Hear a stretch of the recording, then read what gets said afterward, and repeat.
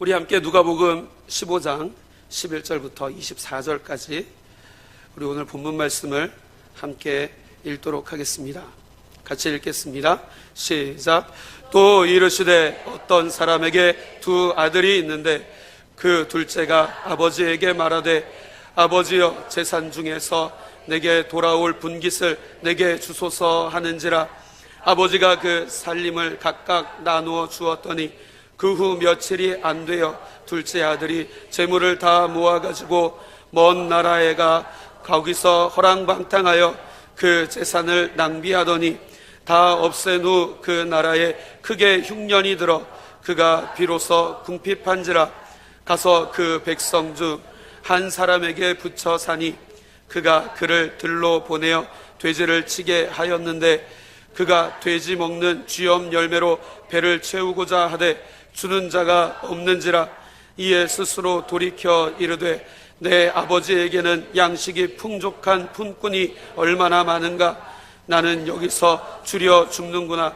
내가 일어나 아버지께 가서 이르기를 아버지, 내가 하늘과 아버지께 죄를 지었사오니 지금부터는 아버지의 아들이라 일컬음을 감당하지 못하겠나이다. 나를 품꾼의 하나로 보소서 하리라 하고 이에 일어나서 아버지께로 돌아가길.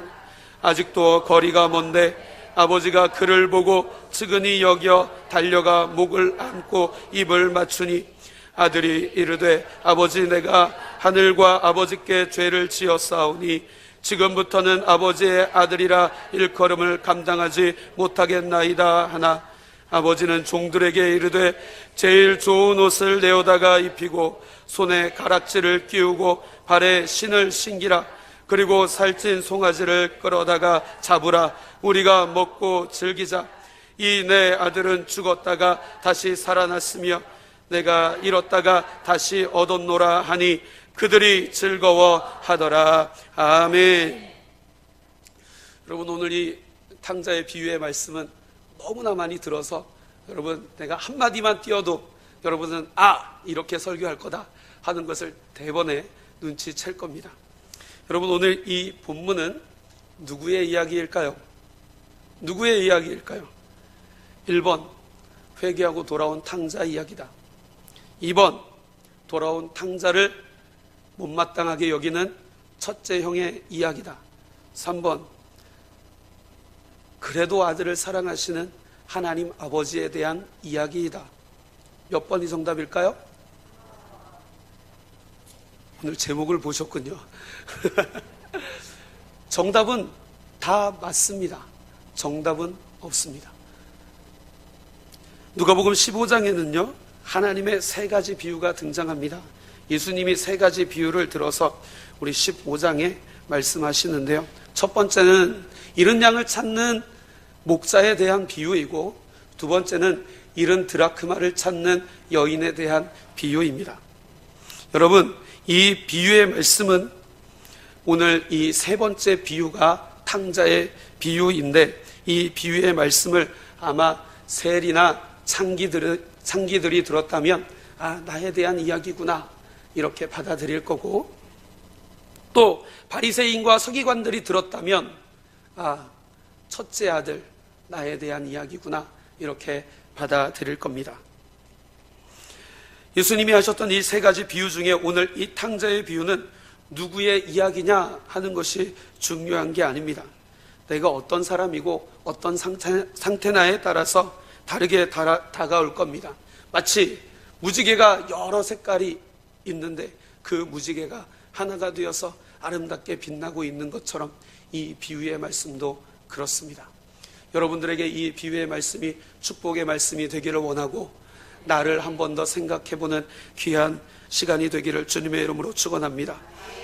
이 세 가지 비유의 공통점이 있는데, 이 세 가지 비유의 공통점은 잃어버린 것을 다시 찾는다는 것입니다. 또 하나의 공통점은 잃어버린 것을 다시 찾고 나서 너무나 기뻐한다는 것이 공통점입니다. 탕자의 비유에는 누구도 부인할 수 없는 핵심 진리가 있습니다.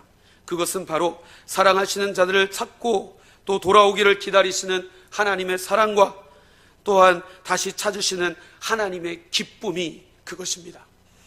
여러분, 탕자의 비유에는 누구도 부인할 수 없는 이 핵심 진리가 있는데, 이 진리가 내 안에 빛이 되고 또 내 안에 이 말씀이 살아있기를 주님의 이름으로 축원합니다. 여러분, 오늘 이 비유 속에서 우리는 하나님의 사랑을 다시 한번 기억해 보기를 원합니다. 혹시 오늘 처음 교회에 나오신 분들 없으시네요. 있을 줄 알았는데, 네, 처음 교회에 나오시거나 또 영접하지 않으신 분이 있다면 하나님의 사랑을 깊이 생각해 보시고, 한번 깊이 생각해 보시고 돌아오기를 원합니다. 그래서 오늘 설교 제목은 아버지 이야기입니다. 오늘 함께 은혜를 나눌 때 성령께서 깨닫게 하시고 은혜 베푸시기를 주님의 이름으로 축원합니다. 오늘 본문의 11절에 어떤 사람에게 아들이 둘이 있었습니다. 그런데 12절에 보니까 그 중에 둘째 아들이 아버지에게 내게 돌아올 분깃을 내게 주소서 라고 아버지께 요구를 합니다. 내게 돌아올 분깃이라는 것은 아버지의 유산을 말하는 거예요. 아버지가 죽기 전에 유언을 남기고 또 그 유언에 따라서 유산을 분배하게 됩니다. 그러니까 죽기 전에는 유산을 나눌 수가 없는 거예요. 그런데 아버지가 죽기도 전에 아버지의 유산을 내게 주소서라고 하는 것은 나는 아버지에게 관심이 없습니다. 아버지가 가지고 있는 돈에만 저는 관심이 있습니다 라는 뜻이죠. 그러니까 둘째 아들이 내게 돌아올 분깃을 내게 주소서라고 하는 것은 아버지가 죽기 전에 나에게 유산을 물려달라고 하는 소리입니다. 우리는 이런 사람을 불효자식이다 이렇게 부릅니다. 불효자식이다. 뭐라고요? 불효자식이다. 이것은 아버지께 너무도 큰 죄를 짓는 겁니다. 만약에 내 아들이 내가 시퍼렇게 눈을 뜨고 살아있는데 나한테 와서 아버지 나에게 유산을 물려주세요 라고 하면 저는 이렇게 얘기할 겁니다. 국물도 없다. 호적을 파내버리겠다. 그렇게 할 텐데, 그렇게 할 정도로 이것은 정말 말도 안 되는 일이고 요구해서도 안 되고 들어줄 수도 없는 그런 요구였습니다. 그런데 이 비유에서 아버지는 아무 말 없이 자기 재산을 처분을 합니다. 그리고 각각 그 살림을 나누어 줍니다. 첫째 아들에게도 주고 둘째 아들에게도 줍니다. 그 당시에는 이 유산이라는 것이 우리처럼 막 돈으로 나눠줄 수 있는 것이 아니라 가축이나 아니면 땅이나 이런 부동산이 전 재산인데, 아버지가 이 재산을 나눠주기 위해서는 반드시 이것을 처분해야 돼요. 여러분 땅 팔아보셨어요? 안 팔아보셨어요? 네, 우리 교회에는 그거 파는 사람이 있는데 그거 얼마나 힘든지 몰라요. 땅 파는 게 너무너무 힘들어요. 그렇죠? 네, 땅 파는 거 너무 힘들어요.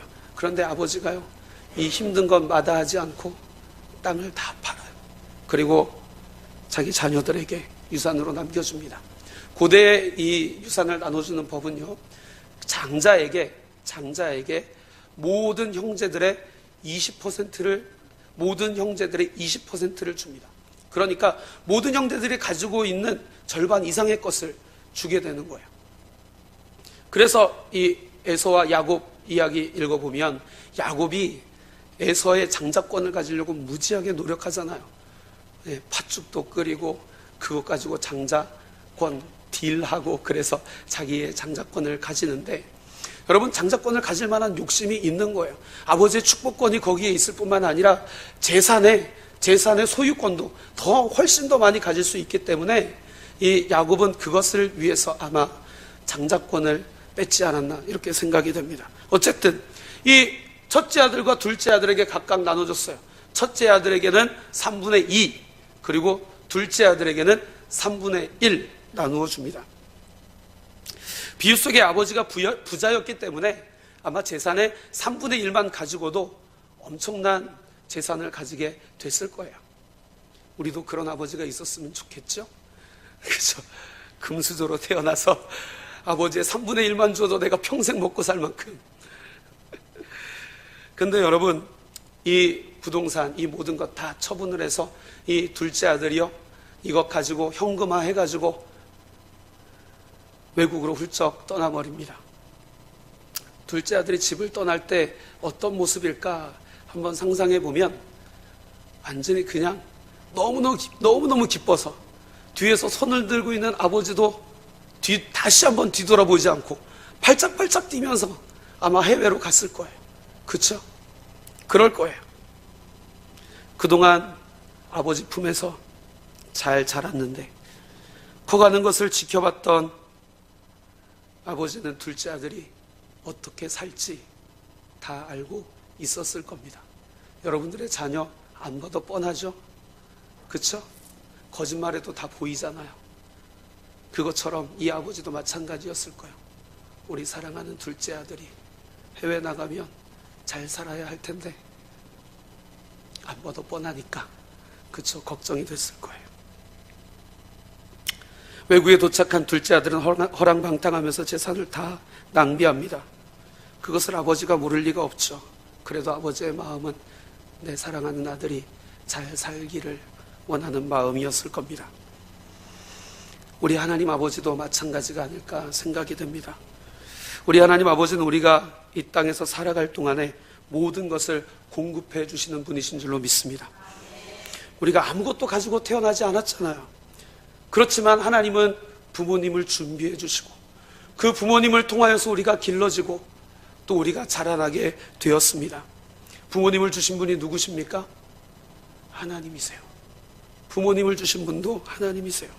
하나님은 우리에게 모든 것을 주시는 분입니다. 이 땅에 아무것도 가지고 태어나지 않았지만 그래도 지금 여러분, 우리가 가지고 누리고 있는 것이 얼마나 많습니까? 우리가 다 자란 우리에게 먹고 살 만큼 물질도 주시고 가정도 주시고 자녀도 주셨습니다. 이 모든 것이 내 노력으로 얻어진 것이 아니라 하나님이 우리에게 주신 것인 줄로 믿습니다. 하나님은 우리에게 모든 것을 주시는 분이십니다. 그래서 우리는 하나님이 주시지 않으면 가질 수 없습니다. 우리는 그것을 믿습니다. 아이가 없어서 굉장히 괴로움을 당했던 여인들이 이 성경에는 기록되어져 있습니다. 그 중에 한 사람이 한나였죠. 한나가 너무나 이 아이 때문에 괴로움을 당하니까 하나님께 기도를 합니다. 하나님, 내게 아이를 주옵소서. 마치 미친 여자처럼 하나님께 간구를 합니다. 그래서 이 한나가 아이를 얻죠. 이 얻어진 아이의 이름이 뭡니까? 그렇죠. 그 아이가 사무엘이었습니다. 사무엘을 낳고 한나는 하나님을 찬양합니다. 그 찬양하는 내용이 사무엘상 2장에 보면 기록되어져 있는데 우리 한번 찾아볼까요? 사무엘상 2장 6절 7절.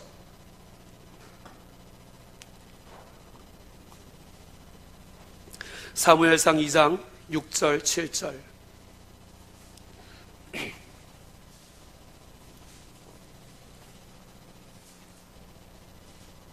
우리 같이 한번 읽어보겠습니다. 시작. 여호와는 죽이기도 하시고 살리기도 하시며 수월에 내리기도 하시고 거기에서 올리기도 하시는도다. 여호와는 가난하게도 하시고 부하게도 하시며 낮추기도 하시고 높이기도 하시는도다. 아멘. 이 찬양의 고백은 하나님이 모든 것을 주는 분이고 하나님은 모든 것의 주권자가 된다고 하는 이 찬양을 이 한나는 하나님께 드립니다. 우리의 고백도 그랬으면 좋겠습니다. 여러분, 우리가 이 땅에 아무것도 가지고 오지 않았지만 지금 내가 얼마나 많이 가지고 있습니까? 이 모든 것은 다 하나님이 주신 것입니다. 하나님은 나의 주권자이고 나의 공급자가 되심을 믿습니다. 출애굽한 이스라엘 백성이 광야에 있을 동안에 배고프다고 목이 마르다고 하나님을 원망합니다. 그래도 하나님은 그들을 굶겨 죽이지 않고 그들에게 만나를 주시고 메추라기를 주십니다. 그리고 구름 기둥과 불 기둥으로 그들을 인도하시고 신발과 옷이 헤어지지 않도록 그들을 인도하시는 하나님을 우리가 보게 됩니다. 영접하는 자, 곧 그 이름을 믿는 자들에게는 하나님의 자녀가 되는 권세를 주셨습니다. 그래서 우리가 지금 하나님의 자녀가 된 줄로 믿습니다. 우리는 예수님을 구주로 영접하고 믿음으로 하나님의 자녀가 되었습니다. 그리고 하나님은 친히 우리의 아버지가 되어주셨습니다. 하나님의 자녀가 된 우리에게 말할 수 없는 은혜로 채워주시고 우리에게 영육간에 필요한 모든 것을 하나님께서는 공급하고 계시는 줄로 믿습니다. 그러므로 우리가 하나님을 아버지라고 고백하는 순간 우리는 하나님을 떠나서는 살 수가 없는 존재가 되는 것입니다. 하나님이 없이 우리는 아무것도 아닙니다. 그것을 하나님은 아시기 때문에 하나님은 우리의 아버지가 되어주셨습니다. 돈을 잔뜩 가지고 세상으로 의기양양하게 아주 당당하고 기쁘고 가벼운 발걸음으로 걸어가는 탕자, 그렇지만 그 뒤에서 묵묵히 바라보는 아버지는 어떤 마음일까요? 집 떠나고 아버지 떠나면 어떻게 될지 아버지는 알고 있었습니다. 집 떠나면 고생이라는 것 여러분도 잘 아시죠? 집 떠나면 고생이에요. 그걸 아버지가 몰랐을까요? 다 알고 있습니다. 얼마나 많이 고생할지, 그리고 얼마나 세상이 위험한지 아버지는 알고 있습니다. 마치 물가에 내놓은 아이를 걱정하듯이 아버지는 그 떠나는, 발걸음도 가볍게 떠나는 아들을 바라보며 마음이 많이 착잡했을 겁니다. 그때부터 아버지는 기다림이 시작됩니다. 여러분, 우리는 주님 없이 살 수 없습니다. 주님 떠나면 행복이 아니라 비참입니다. 아무리 많은 돈을 가졌어도, 아무리 좋은 세상에서 좋은 것을 많이 먹고 가졌다 할지라도 하나님을 믿지 않으면 아무것도 아닙니다. 하나님 없이 참된 행복은 없습니다. 아무것 없어도 하나님을 가진 사람은 모든 것을 가진 자입니다. 우리는 하나님 안에서만 참된 삶을 살아갈 수가 있습니다. 집을 떠나가는 둘째 아들은 아주 신이 났을 거예요. 돈이 없어 외국에 간 것이 아니라, 돈이 없어서 돈 벌러 외국에 간 것이 아니라 돈 잔뜩 가지고 돈 쓰러 외국에 갔으니까 여러분 얼마나 신나고 즐거웠을까. 물 만난 물고기처럼. 그쵸? 여러분도 아마 그럴 거예요. 여러분들에게 막 10억 주고 자 이제 여러분 해외 가서 사세요 하면 여러분 얼마나 좋을까요? 그쵸? 이 아들은 아마 그랬을 거예요. 야 이제 자유다. 얼마나 기뻤을까. 저는 이거 공감합니다. 저는 대학교 갔을 때 집이랑 멀어져서 자취하게 됐는데 자취하면 첫날 밤 쾌재를 불렀습니다. 자유다. 뭐 잔소리하는 엄마도 없고 간섭하는 아빠도 없고 완전히 해방감을 맛보았어요. 완전히 대한독립 만세였습니다. 그래도 괴로웠던 것은 주말에 집에 가는 거였어요. 자취를 처음 시작할 때 거의 사실은 부모님 생각나지 않았습니다. 가끔 안부 전화를 드렸는데 돈 필요할 때였어요. 돈 필요하지 않으면 별로 전화할 일도 없었어요. 돈을 들고 아버지를 떠난 탕자의 기분이 이렇지 않았을까 저는 공감이 됩니다. 머릿속에는 온통 먹고 즐기자. 자, 이제 좋은 것을 가지고 내가 누리고 싶은 건 모든 것을 누려보자. 아주 행복했을 거야. 집 나간 아들을 바라보는 아버지의 마음 따위는 생각하지도 않습니다. 저는 여러분들이 예배를 마치고 나가는 순간 이런 기분이 들지 않았으면 좋겠습니다. 예배 끝나고 문 열고 딱 나가는 순간 이야 이제 자유다. 내 마음대로 살아야지. 그렇게 되지 않기를 원합니다. 둘째 아들은 신나게 즐겼습니다. 그동안 해보고 싶었던 것 다 해봤겠죠. 마음껏 했습니다. 그런데 여러분 언제나 세상은 기한이 있고 끝이 있습니다. 가져갔던 돈 모두 다 쓰고 나니까 이제 끝이 되었어요. 자기가 하고 싶은 것 다 하고 즐기며 살았지만 이제는 즐길 수도 없어요. 이제 비참해졌어요. 설상가상으로 흉년이 들었습니다. 누구한테 가서 먹을 것을 달라고 할 수 없을 정도로 흉년이 들었어요. 비굴하게 알바를 합니다. 돼지치는 알바를. 그렇지만 나아지는 게 하나도 없었습니다. 돼지가 먹는 쥐염 열매로 배를 한번 채워보고자 했지만 그것조차 주는 사람이 없었습니다. 정말로 인생의 가장 밑바닥을 경험하게 되는 거죠. 우리도 그런 경험들이 있죠. 때로는 지금 그러한 경험을 하고 있는 사람들도 있을 것 같습니다. 여러분 힘내시기 바랍니다.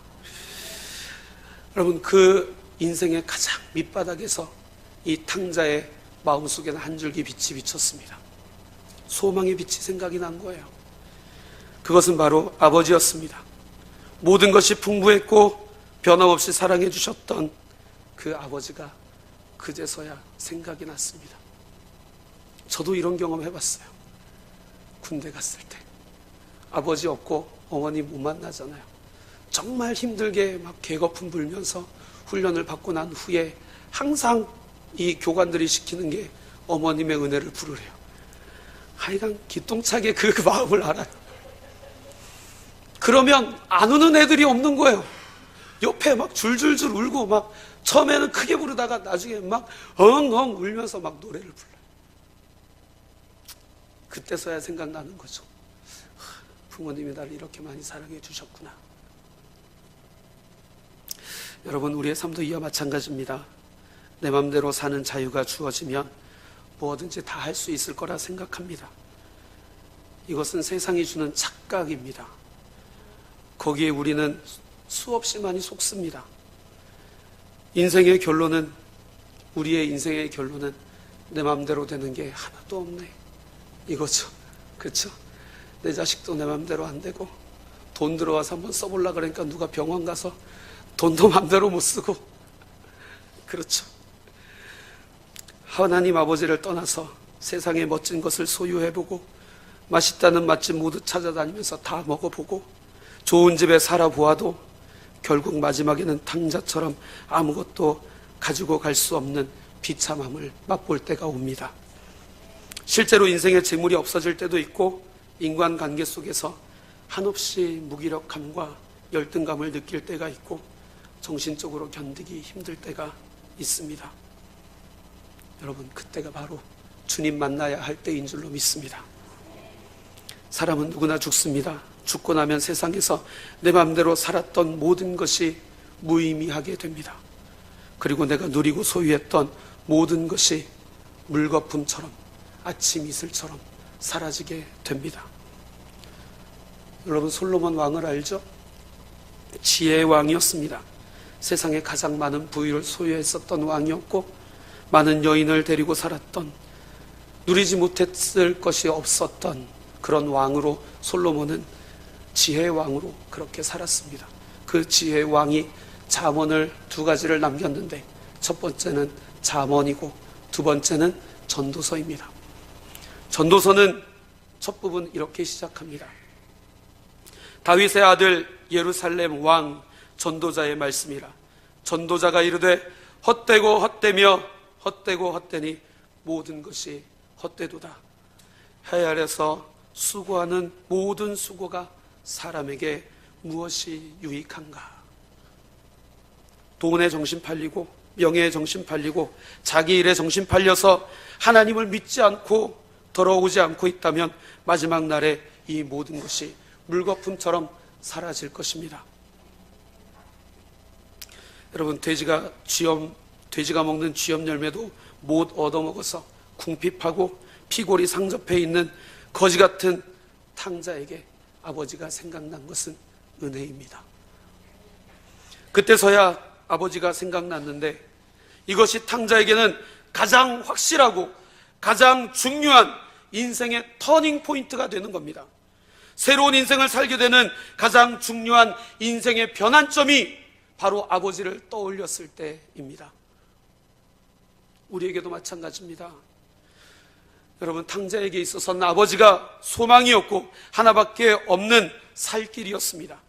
그래서 탕자에게 아버지는 그리고 우리에게 하나님 아버지는 유일한 소망이고 유일한 살 길이고 우리에게 유일한 안식처입니다.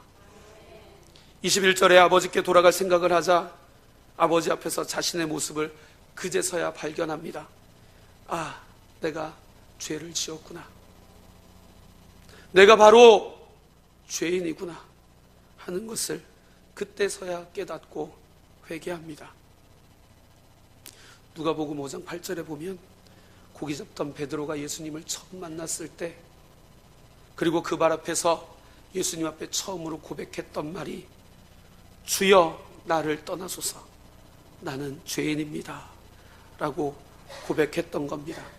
여러분, 우리가 주님을 만나고 하나님을 만났을 때 내 자신을 바라보게 되고 내가 얼마나 큰 죄인인지 그때 깨닫게 됩니다. 당자는 깊은 회개와 함께 아버지를 보는 것이 부끄러워졌습니다.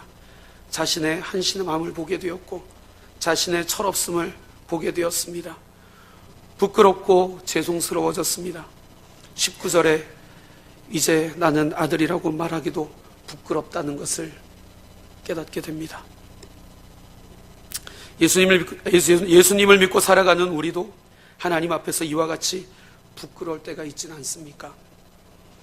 우리도 아버지 하나님을 믿으면서도 하나님 앞에 얼마나 부끄럽고 죄송스럽게 살아가고 있는지, 그래도 우리가 하나님 아버지를 찾는 이유는 회개하고 돌아오면 아버지께서는 기다려주시고 맞아주시기 때문입니다. 여러분, 이제 용기를 내어서 기다리고 계시는 주님께 나아가시기 바랍니다. 마음속으로 깊이 회개하고 지치고 상한 거짓골로 터덜터덜 집으로 돌아오는 그 아들을 제일 먼저 반겨주시는 아버지. 20절에 아직도 거리가 먼데 아버지가 그를 보고 측은히 여겨 달려가 목을 안고 입을 맞춥니다. 집 나갔던 자식 제일 먼저 발견했던 게 아버지였어요. 제일 먼저 그 아들을 향해서 벗은 발로 달려가는 아버지를 보면서 아, 이분이 바로 하나님이시구나. 나의 하나님 아버지는 바로 이런 분이시고 이런 마음을 가지고 계시는구나 하는 것을 깨달았습니다. 세상에서 어떻게 살았든지 돌아오기만 하면 그렇게 제일 먼저 보고 달려와 주시고 나를 안아주실 분이 하나님이십니다. 그분이 나의 아버지십니다. 여러분, 이제 인생의 방황을 멈추시기 바랍니다. 그리고 주님께로 돌아오시기 바랍니다. 세상 속에서 죄책감으로 무거운 짐을 지고 살아가고 있는 분이 있다면 두 팔을 활짝 벌리고 벗은 발로 뛰어나와서 나를 안아주시는 주님께로 돌아오시기 바랍니다. 하나님을 만날 때 우리는 진정한 안식을 누리고 평안을 누릴 수 있습니다. 우리를 끝까지 기다리시는 하나님이 우리에게는 가장 큰 소망이고 진정한 안식처입니다. 돌아온 아들에게 아버지는 야, 내가 준 돈 어떻게 했냐? 뭔 짓을 했는데 너 이런 꼴로 돌아왔냐? 이렇게 하지 않으셨습니다. 아버지는 그저 돌아온 아들이 반갑고 고마워서 그 아들 안아주고 기쁘게 맞이해 줄 뿐이었습니다. 그 아들 끌어안고 입을 맞추고 그를 그렇게 반갑게 맞아준 아버지, 돌아온 아들을 맞이하는 아버지는 그 마음에 기쁨밖에 없습니다. 22절 보면 아버지는 종들에게 제일 좋은 옷을 가져다 입히고 손에는 내 아들이라는 표시인 반지를 끼우게 하고 그리고 발에는 신발을 신겨라. 살찐 송아지를 잡아라. 그리고 먹고 즐기자. 죽은 줄 알았던 내 아들이 살아 돌아왔고 잃었던 내 아들을 내가 다시 얻었다. 이것이 아버지의 기쁨이었어요. 돌아온 아들을 위해 잔치를 베풀고 정말 기뻐서 어쩔 줄 모르는 아버지의 모습을 우리는 보게 됩니다. 아버지의 모습 속에는 불효자이고 탕자로 살았던 둘째 아들을 이미 다 용서하신 모습입니다. 우리가 하나님 아버지께로 돌아오기 전에 모르고 지었던 죄들, 그리고 하나님을 알면서도 죄를 짓게 된 것들, 너무나 많은 죄로 인하여 하나님 아버지께 용서해 주시기를 간구하지만 때로는 우리가 내가 너무 많은 죄를 지어서 하나님이 용서해 주시지 않을 거야 라고 하는 신앙의 좌절감을 느낄 때도 있을 겁니다. 그러나 여러분, 소망을 가지시기 바랍니다. 하나님은 우리를 끝까지 용서하십니다. 요한일서 1장 8절부터 9절까지 보면, 만일 우리가 죄가 없다고 말하면 스스로 속이고 또 진리가 우리 속에 있지 아니할 것이요, 만일 우리가 죄를 자백하면 그는 미쁘시고 의로우사 우리 죄를 사하시며 우리를 모든 불의에서 깨끗게 하실 것이요.